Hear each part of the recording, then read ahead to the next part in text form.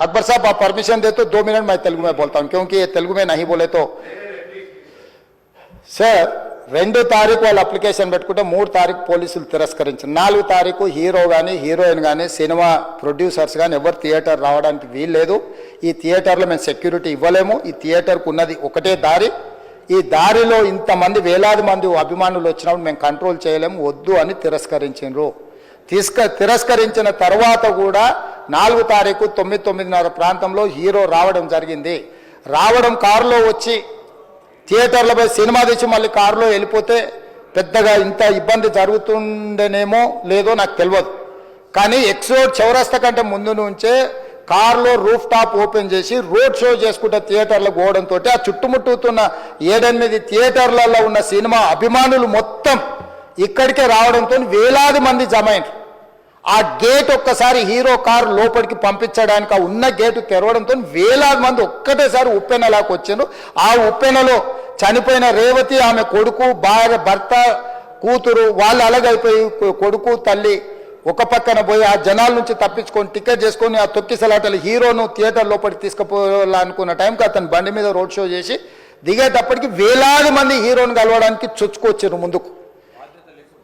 అసలు అంటే ఈ రకమైన వాతావరణంలో అతన్ని లోపలికి తీసుకువెళ్ళాల్సిన సందర్భంలో అతను ప్రైవేట్ సెక్యూరిటీ ఇవాళ రేపు మనం ఫంక్షన్లలో బౌన్సర్లు అని మనం చూస్తూ ఉన్నాం. 50-60 మంది సరిగ్గా లెక్క తెలియదు, 50-60 అని అంటున్నారు, నెంబర్ 4 ఎక్కువ తక్కువ. ఆ బౌన్సర్లు అందరు మీదికి వచ్చే అందరు అభిమానులను విపరీతంగా అడ్డంగా ఎట్లబడితే అట్లా తోయడంతో అటు నుంచి అభిమానులు హీరోని చూడాలి, కలవాలని ఒకవైపు నుంచి వాళ్ళని హీరో దగ్గరికే రానియొద్దని ఆయన ప్రైవేట్ సెక్యూరిటీ వెనక్కి నెట్టడం వల్ల ఈ తొక్కిసలాటలో హీరో థియేటర్కి వెళ్ళి లోపలికి వెళ్ళి చూసినాక పోలీసులు ఈ మొత్తం క్రౌడ్ని ఈ మొత్తం అక్కడ ఉన్న జమైన జనాలను అందరిని కూడా తీస్తే ఒక తల్లి కొడుకు అక్కడ శవాలుగా పడి ఉన్నారు. ఆ తల్లి అంత తొక్కిసలాటలు కూడా నేను ఆ వీడియో చూసిన ఆ తల్లి లోపలికి వచ్చినప్పుడు కొడుకు చేయి పట్టుకొని ఎంత జాగ్రత్తగా కొడుకుని తీసుకొని వస్తుందో తల్లి ప్రేమ ఎట్లుంటుందో అక్కడ నాకు చూసి నాకు అర్థమైంది. ఆ శవాలుగా మారిన తల్లి కొడుకు చెయ్యి ఇడవలే అధ్యక్ష, అట్లే చెయ్యి బిగ్గర పట్టుకొని పోలీసు వెళ్ళి చూస్తే ఆ తల్లి ఆ పిల్లగాడు ఆ తల్లి ఆ చెయ్యి వదలకుంటే కన్నబిడ్డను పట్టుకుని తల్లి చచ్చిపోయింది అధ్యక్ష. అట్లాంటి సిచ్యువేషన్లో పోలీసులు తల్లిని కొడుకుని హాస్పిటల్కి అక్కడ ఫస్ట్ ఎయిడ్ ట్రీట్మెంట్ చేసిండ్రు. పోలీసులు ఏం డాక్టర్లు కాదు, హుటాహుటిన తరలించిండ్రు. హాస్పిటల్కి వెళ్ళిన తర్వాత తల్లి చచ్చిపోయింది, పిల్లోడు కోమాలుండు. ఆల్మోస్ట్ పోలీసులు పిల్లవాడు కూడా చచ్చిపోయింది అనుకున్నారు. బ్రెయిన్ డెడ్ అయింది, ఆక్సిజన్ అందక ఆ అబ్బాయికి. సో ఆ సిచ్యువేషన్లో వెనక్కి పోలీసులు వచ్చి హీరో గారికి విషయాన్ని తెలియజేసి హీరో గారు వెళ్ళిపోతే హీరో ఎందుకు వెళ్ళిపోవాలనుకున్నారు పోలీసులు అంటే ఇంకా వేలాది మంది అభిమానులు అక్కడనే ఉన్నారు. హీరో గారు థియేటర్లో కూర్చొని ఉండడం వల్ల సినీ ప్రముఖులు ఉండడం వల్ల ఈ బయట జమైన వేలాది మంది అభిమానులు అక్కడి నుంచి పోకుండా అక్కడనే ఉండడంగా థియేటర్ లోపల కూడా బాల్కనీలో టాప్ బాల్కనీలో హీరో కూర్చుంటే కింది నుంచి పై వరకు వెనక్కి తొక్కుట పైకెక్కి హీరో చేతులు కలపాలని కోతులు ఎగబడ్డట్టు కోట మీదకి కోతులు ఎగబడ్డట్టు ఉల్టా పైకి తొక్కిసలాట జరిగింది అధ్యక్ష. థియేటర్ వాళ్ళు పోలీసులను హీరో దగ్గరికి వెళ్ళి చెప్పడానికి కూడా అనుమతి ఇవ్వకుండా థియేటర్ వాళ్ళు పోలీసులను బ్లాక్ చేశారు అధ్యక్ష. ఎప్పుడైతే హాస్పిటల్లో తల్లి చచ్చిపోయిన పిల్లగాడు కూడా ఆల్మోస్ట్ చావు నోట్లో ఉన్నాడు అని తెలిసి పోలీసులు వచ్చి ఏసీపీ వెళ్ళి చెప్పడానికి పోతే థియేటర్ సిబ్బంది లేదు హీరో దగ్గరికి వెళ్ళడానికే వీళ్ళదని చాలాసేపు పోలీసులను కూడా హీరో దగ్గరికి పోనీయలేదు అధ్యక్ష వాళ్ళ ప్రైవేట్ వీళ్ళు. చివరికి ఏసీపీ కోపం వచ్చేసి మిమ్మల్ని అందరిని తీసి లోపల వేయాల్సి వస్తా అని చెప్పిపోయి హీరోకు ఏసీపీ క్లియర్గా ఇద్దరు చనిపోయినరు, మీరు ఇక్కడ కూర్చుంటే థియేటర్లోనగా థియేటర్ బయట ఉన్న వేలాది మంది ఈ సినీ అభిమానులను మేము కంట్రోల్ చేయలేకపోతున్నాం, ల్యాండ్ ఆర్డరు శాంతి భద్రతలు చేయి దాటిపోయినాయి, మేము లాఠీ చార్జ్ చేయాల్సిన పరిస్థితి ఉంది, మీరు దయచేసి వెళ్ళిపోండి, వచ్చిండ్రు చూసిండ్రు కదా వెళ్ళిపోండి అంటే లేదు నేను సినిమా అయిపోయే వరకు ఇట్లే కూర్చుంటానని పోలీసులతో చెప్పిండని సిటీ కమిషనర్ నాకు చెప్పడం జరిగింది అధ్యక్ష.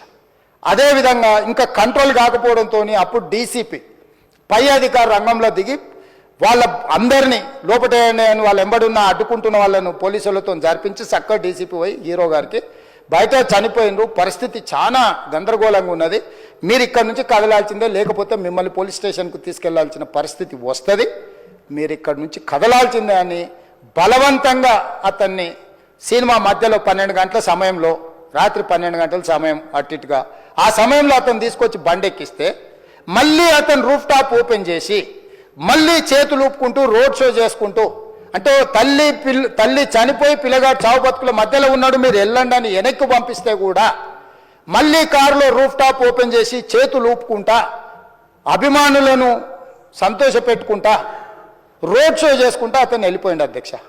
పోలీసులు కేసు చేసిరు, కేసు మీద థియేటర్కి సంబంధించిన కొంతమందిని అరెస్టు చేసిరు. అరెస్టు చేసి 10-11 రోజుల తర్వాత పోలీసు హీరో గారింటికి వెళ్ళిండ్రు. మీరు కూడా కేసులో A11 మీ మీద కేసు ఉందని చెప్పడానికి పోలీసులతో దురుసుగా ప్రవర్తించిండు. మీరు ఆ వీడియోలన్నీ కూడా చూసిండ్రు. ఆ పరిస్థితిలో చట్టాన్ని అమలు చేసే పోలీసులు ఆల్రెడీ ప్రాణాలు పోయినాయి, ఒక నిరుపేద తల్లి చనిపోయింది, కొడుకు చావు బతుకుల మధ్యలో ఉన్నాడు. ఆ రోజు కోర్టుల కేసులు కూడా వస్తున్నాయి. కోర్టుకు కూడా మీరు విచారణలు ఏం చేసిండ్రని కోర్టుకు కూడా పోలీసులు జవాబు చెప్పాల్సిన పరిస్థితి ఉండే అధ్యక్ష. దాంతో మాట్లాడితే వాళ్ళు చాలా బాధ్యతారహితంగా సమాధానాలు ఇచ్చారని మా పోలీస్ సిబ్బంది చెప్తున్నారు. దాంతోనే అతన్ని పోలీస్ స్టేషన్ తీసుకెళ్ళారు అధ్యక్ష.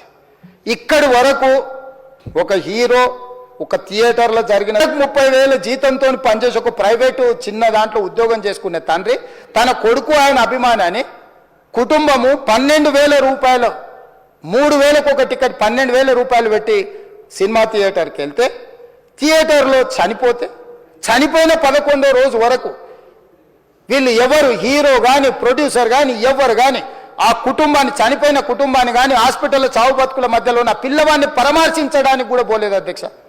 ఇది ఏ రకమైన మానవత్వం అధ్యక్ష? నాకు అర్థం కాలే. ఇలాంటి మానవ